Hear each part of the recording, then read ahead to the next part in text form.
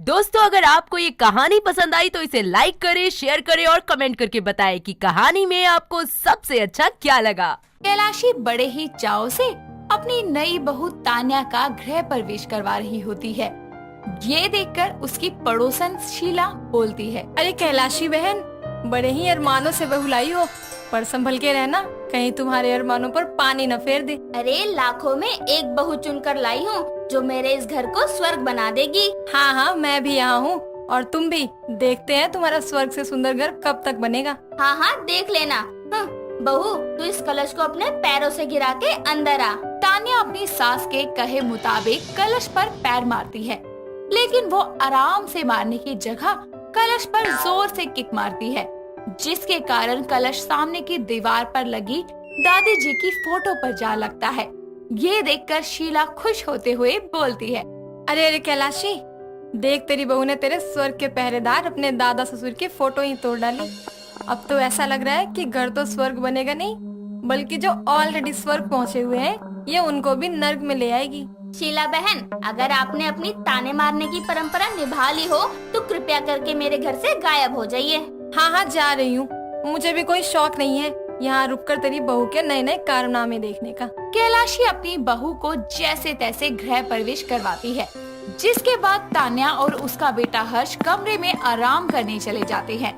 अगली सुबह 10 बजने पर भी तान्या सोकर नहीं उठती, तो कैलाशी अपने बेटे से बोलती है, बेटा, ये बहू को बोलना कि उठ जाए। अच्छी बहुएं इतनी देर तक नहीं सोया करती। कुछ देर में मुंह दिखाई के लिए औरतें आ जाएंगी। मैं क्या मुंह दिखाऊंगी उनके आगे?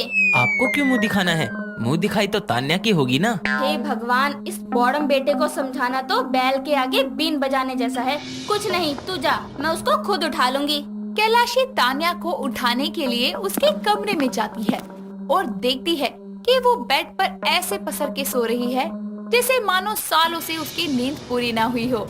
वो उसको उठाते हुए बोलती है, बहू, ओ तान्या बहू, उठ जा, 10 बज गए हैं। तेरी मुंह दिखाई के लिए आसपास की औरतें आने वाली है। उठ के तैयार हो जा।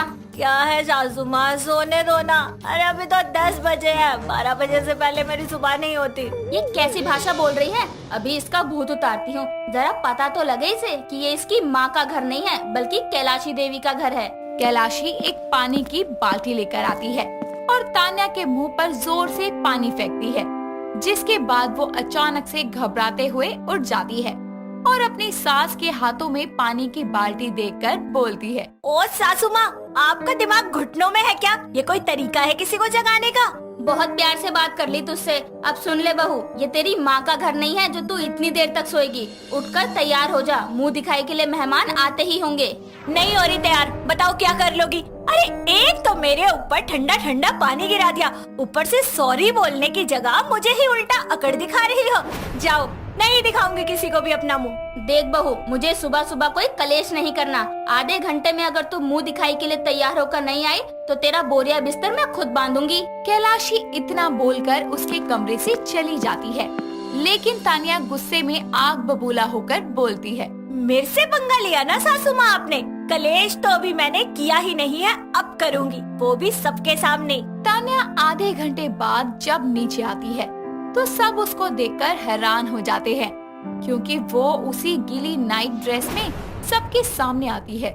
उसको ऐसे कपड़ों में आता देखकर कैलाशी उससे बोलती है। तान्या सबके सामने जाती है और उनके सामने ऐसे ही कपड़ों में नाचने लगती है। ये देखकर कैलाशी देवी गुस्से से आग बबूला होकर अपनी बहू को थप्पड़ मारती है, लेकिन तान्या उसका हाथ पकड़ के रोक देती है और बोलती है, ओ सासू माँ, भूल से भी ये दोबारा मत सोच लेना कि आप मुझ पर हाथ उठाएंगी, वरना मैं भूल जाऊंगी कि आप मेरी सास हैं। तुझे तो मैं बताऊंगी बाद में। सास बहू के बीच होता कलेश देखकर शीला बाकी औरतों से बोलती है, अरे बहनों, चलो चले यहाँ से। इस स्वर्ग में तो कलेश हो रहा है। बेचारी कैलाशी बहन, उनके घर एक कलेशी बहू आ गई। सभी औरतें वहाँ पर हो रहा ड्रामा देखकर अपने अपने घर लौट आती हैं, जिसके बाद तान्या भी अपने कमरे में चली जाती है। और शाम को जब हर्ष घर आता है तो कैलाशी देवी सारी बातें बताने के बाद उससे बोलती है, बेटा, ये कैसी बहू ले आए हम? इसने तो पूरे मोहल्ले के सामने कलेश करके हमारा सर झुका दिया। माँ, मैं उसको समझाता हूँ, दोबारा ऐसा नहीं होगा। दोनों माँ बेटे की बात तान्या सुन लेती है, जिसके बाद वो वहाँ आकर बोलती है। हाँ हाँ, भड़का लो अपने बेटे को कि मैंने इस घर में कलेश मचा रखा है। अपना कुछ मत बता देना कि मैंने अपनी सोती हुई बहू पे पानी डाल दिया था। पहले तो बहू तू यूँ चिल्लाना बंद कर। बाहर के लोग सुनेंगे तो यही सोचेंगे कि इनके घर में कलेश फिर से शुरू हो गया। वैसे भी जब से तू यहाँ आई है ना, तुझे सब यही बोल रहे हैं। हाय हाय, पहले तो मेरी बातों को कलेश कह रही थी, लेकिन अब तो मैं ही इन्हें कलेशनी नजर आ रही हूँ। हाय देखो, मुझे आए 2 दिन नहीं हुए और मेरी सास का अभी से मुंह बन गया। तान्या की जोर जोर से चिल्लाने की आवाज सुनकर आसपास की औरतें कैलाशी देवी के घर के बाहर आकर खुसर पुसर करने लगती है। ये देखकर कैलाशी अपने बेटे से बोलती है। देख ले बेटा, ये जानकर इतना तेज बोल रही है ताकि बाहर वालों के सामने हमारे घर का तमाशा बन जाए। हाँ हाँ, मैं तो इसलिए ही आई हूँ ना इस घर में। अरे पहले खुद को देख लो सासू माँ, फिर मुझे बोलना। चुप हो जाओ आप दोनों। अगर आप दोनों ने और तमाशा किया तो मैं ही इस घर से चला जाऊंगा। सिर्फ 2 दिन में आपने इस घर को जंगल बना दिया है। तो बेटा इसको समझाना। मुझे नहीं पता, मैंने बोल दिया। अब अगर आप लड़े तो मैं इस घर से चला जाऊंगा। हर्ष की धमकी के बाद दोनों सास बहू चुपचाप अपने कमरे में जाती है, लेकिन तान्या अपनी आदत से मजबूर थी। उसे बात बात पर झगड़ा करना और बातों का बतंगड़ बनाना अच्छा लगता था। वो आए दिन कभी हर्ष से तो अपनी सास से लड़ा करती। एक दिन शीला उनके घर आती है और कैलाशी को ताने मारते हुए बोलती है। अरे कैलाशी बहन, तुम्हारी बहू के किस्से तो बड़े ही मशहूर हो रहे हैं। तुमने तो कहा था वो तुम्हारे घर को स्वर्ग बनाएगी, लेकिन यहाँ तो नर्क से भी बुरी हालत करी हुई है उसने तुम्हारी। हाँ हाँ बोल लो तुम। जब अपने ही सिक्के में खोट है तो दूसरों के मुंह तो खुलेंगे ही। शीला की बात से तान्या को बहुत मिर्ची लगती है।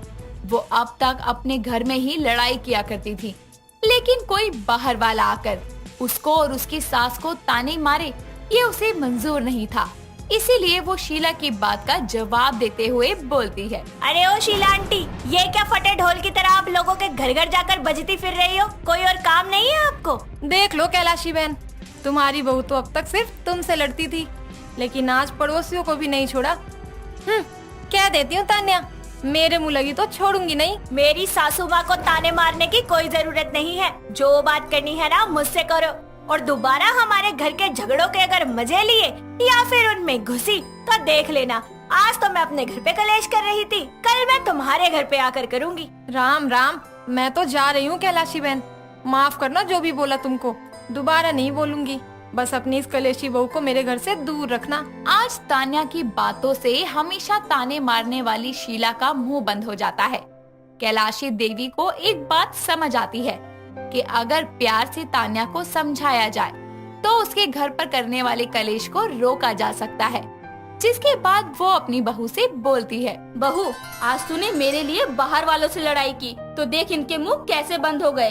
तो क्या हम दोनों आपस में लड़ना छोड़कर इनका मुंह हमेशा के लिए बंद नहीं कर सकते? बात तो आप सही कह रही हैं सासू माँ, लेकिन जब आप मुझे कलेशनी बोलती है ना, मुझे बड़ा गुस्सा आता है, इसीलिए मैं लड़ती हूँ। ठीक है, मैं अब से तुझे कभी भी उल्टा नहीं बोलूंगी। सच्ची सासू माँ?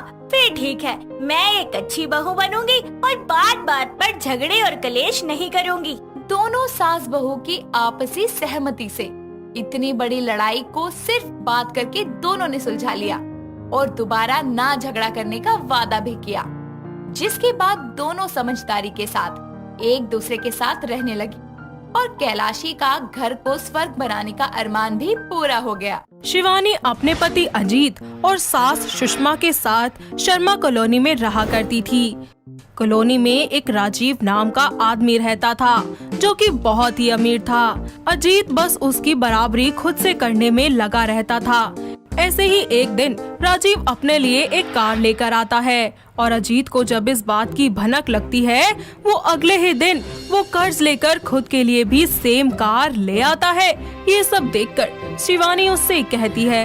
अजी सुनिए, आप इतनी महंगी कार कहाँ से ले आए? तुम्हें इससे मतलब? मैं कमाता हूँ, अपने और तुम्हारे शौक पूरे करने की ताकत है मुझ में। वो सब तो ठीक है, मगर मैं आपको कह देती हूँ कि जितनी चादर हो ना उतने ही पैर पसारने चाहिए, ज्यादा उछल कूद नहीं करनी चाहिए। बोला ना, अपनी प्रवचन अपने पास रखो। आपकी पत्नी हूँ, हक है मेरा जानने का कि आप क्या कर रहे हैं, कैसे कर रहे हैं। लेकिन मैं अपनी मर्जी से रहता हूँ और मैं किसी का गुलाम नहीं जो कि ये सब बताता फिरूं। ही कुछ दिन के बाद राजीव अपने लिए एक महंगी बाइक लेकर आता है और ये सब देखकर अजीत भी कहीं न कहीं से पैसे जमा करके अपने लिए वही सेम महंगी बाइक लेकर आता है। ये सब देखकर शिवानी उससे फिर नाराज हो जाती है और वो फिर से अजीत को समझाने लगती है और शिवानी की सास उल्टा शिवानी को ही डांटते हुए कहती है, क्या रे नागिन, तुझसे हजम नहीं हो रही क्या मेरे बेटे की तरक्की? माँ जी, आप तो कम से कम मेरी बात समझने की कोशिश कीजिए। आप ही समझाइए ना इन्हें कि आखिर ये ऐसा कौन सा काम कर रहे हैं जो कभी महंगी गाड़ी ले आते हैं, आज ये महंगी बाइक लेकर आ गए। तुम्हें कितनी बार बोला है अपना प्रवचन अपने पास रखो, समझी? सही बोला बेटा तू। और तू क्या चाहती है कि मेरा बेटा अपने शौक पूरे ना करे? माँ जी, कहीं ऐसा ना हो कि आपका इनकी हाँ में हाँ मिलाना एक दिन हम सबको भारी पड़ जाए। हाय राम जी, अरे ये कैसी बैल बुद्धि सी बहू मिली है मुझे। बैल बुद्धि मैं नहीं बल्कि आपका बेटा है। अरे लोगों की देखा देखी हमें नहीं करनी। लोग भाड़ में जाएंगे तो क्या हम भी भाड़ में चले जाएंगे, लेकिन इनको कौन समझाए। जैसा बेटा वैसी माँ। बहुत बोलना आ रहा है ना तुम्हें। ऐसे ही कुछ दिनों के बाद शिवानी के घर पर राजीव की पत्नी का बर्थडे इनविटेशन आता है।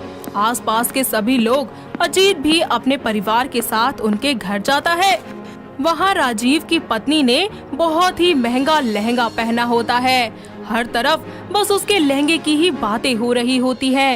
ये सब देखकर अजीत अपने मन में सोचता है, मैं इससे भी ज्यादा महंगा लहंगा लेकर आऊंगा अपनी पत्नी के लिए, तब भी इस राजीव से भी ज्यादा तारीफें मिलेंगी लोगों की मुझे। तभी वहाँ पर शिवानी आती है और उससे कहती है, वाह, कितना अच्छा इंतजाम किया है राजीव जी ने। और इनकी पत्नी का लहंगा तो बहुत ही ज्यादा खूबसूरत है। चिंता मत करो, मैं तुमको इससे भी ज्यादा महंगा लहंगा ला कर दूंगा। मैंने तो ये बोला ही नहीं कि मुझे लहंगा चाहिए।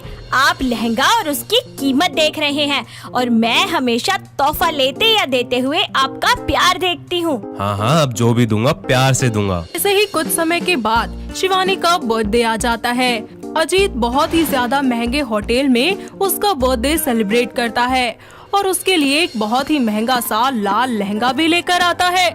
उस लहंगे में हीरो के स्टोन लगे होते हैं। सभी लोग अजीत का अरेंजमेंट देखकर और उसकी पत्नी का लहंगा देखकर राजीव से उसे कंपेयर करते हैं। यह सब देखकर अजीत को बहुत खुशी मिलती है और वो मन ही मन सोचता है, आज बहुत खुशी मिल रही है मुझे।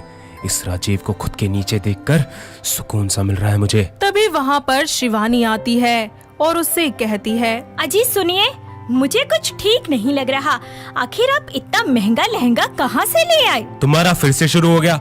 अरे महाराज, कम से कम आज के दिन तो मत बोलो। अरे पता नहीं आप कब समझेंगे जी। मैं आपके अच्छे के लिए ही बोलती हूँ, लेकिन आप ना मेरी बात नहीं मानते। इतने में वहाँ पर शिवानी की एक पड़ोस की औरत उससे बात करने के लिए आ जाती है और उसके लहंगे की तारीफें करते हुए और उसे छूते हुए बोलती है, यार शिवानी, कितना महंगा लहंगा है।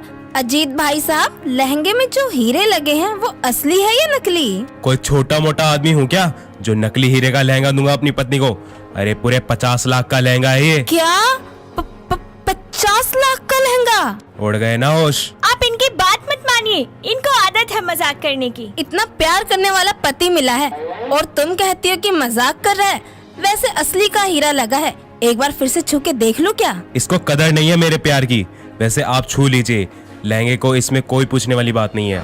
वो औरत एक बार फिर से लहंगे को छूती है और शिवानी और उसके लहंगे के साथ कॉलोनी के बहुत सारे लोग पिक्चर्स को भी क्लिक करवाते हैं। साथ ही उन्हें सोशल मीडिया साइट पर भी अपलोड कर देते हैं। ऐसे ही कुछ दिन बीत जाते हैं और शिवानी के घर में बैंक का नोटिस आता है जिसमें लिखा होता है कि अजीत जी के लिए हुए लोन का समय खत्म हो चुका है और अगर उन्होंने अगले 24 घंटे में लोन नहीं चुकाया तो उन्हें अपना मकान खाली करना होगा। नोटिस पढ़कर शिवानी के पैरों तले जमीन खिसक जाती है और वो गुस्से से अजीत के पास जाकर उससे कहती है, अच्छा तो ये बात है, कर्ज लेकर अपनी ख्वाहिशें पूरी की जा रही थी। तो तुम्हें इससे मतलब? मतलब तो अब दिखेगा आपको। ये नोटिस देख रहे हैं मकान खाली करने का। आखिर हमें अपना ही घर छोड़ना पड़ेगा। तभी वहाँ पर सुषमा आ जाती है और उनकी बातें सुनकर रोने लगती है और रोते रोते बोलती है, हाय राम जी, अरे बहू तू सही कहती थी कि हमें एक ना एक दिन इस मुसीबत का सामना करना ही पड़ेगा, और वो दिन आ ही गया। अब हम कहाँ जाएंगे? माँ जी, अगर समय रहते आपने इन्हें समझा दिया होता ना, तो शायद हमारे नसीब में ये दिन न होता। मुझसे बहुत बड़ी भूल हो गई, मुझे कुछ समझ नहीं आ रहा, मैं क्या करूं? और कहाँ जाएंगे? घर खाली करेंगे और किराए पे जाएंगे। सभी लोग वो घर खाली करके किराए पर रहने लगते हैं।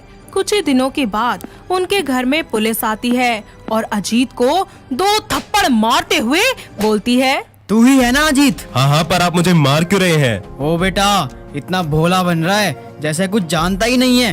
तुझे सब पता है हम यहाँ क्यों और किस लिए आए हैं? जी देखिए, मैं कुछ नहीं जानता, आप साफ साफ कहिए कि हम जैसे शरीफ लोगों के घर आकर ये दंगा क्यों कर रहे हैं आप? ओ बेटे, तेरी शराफत के तो जग जहां में पर्चे बट रहे हैं, झूठ की दुकान है तू।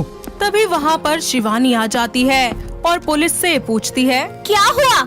आप इनसे ऐसे क्यों पेश आ रहे हैं? आपके पति ने एक शोरूम से 50 लाख का लहंगा चोरी किया है। जी, आप ये क्या कह रहे हैं? मेरे पति चोरी नहीं कर सकते। आपको कोई गलतफहमी हुई है। मैडम जी, गलतफहमी तो आपको है, हमें तो खुशफहमी हुई है, वो भी पूरे सबूतों के साथ। लो जी, एक बार आप खुद भी अपने पति का कारनामा देख लो, फिर आपको भी दुखफहमी हो जाएगी। पुलिस वाले शिवानी को अपने मोबाइल में शोरूम की सीसीटीवी फुटेज दिखाते हैं, जिसके अंदर अजीत रात के समय लहंगा चुराकर दुकान से भाग रहा होता है। ये सब देखकर शिवानी को बहुत ही ज्यादा गुस्सा आता है और वो अजीत को जोरदार तमाचा लगाकर उससे बोलती है, अरे आपको शर्म नहीं आई ये सब करते हुए?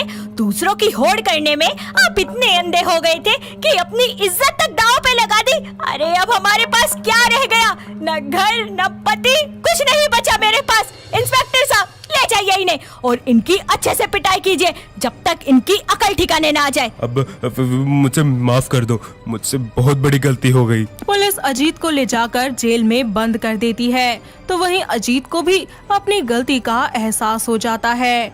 इतना ही नहीं, शिवानी अपना घर चलाने के लिए छोटा मोटा काम करना शुरू कर देती है और धीरे धीरे करके बैंक का सारा लोन वो अच्छे से चुकाती है, जिसके बाद वो अपने पति को भी जेल से रिहा करवा लेती है और दोनों पति पत्नी मिलकर जो कुछ भी उन्होंने किया है उसे सही करने में लग जाते हैं। दोस्तों, अगर आपको ये कहानी पसंद आई तो इसे लाइक करें, शेयर करें और कमेंट करके बताएं कि कहानी में आपको सबसे अच्छा क्या लगा।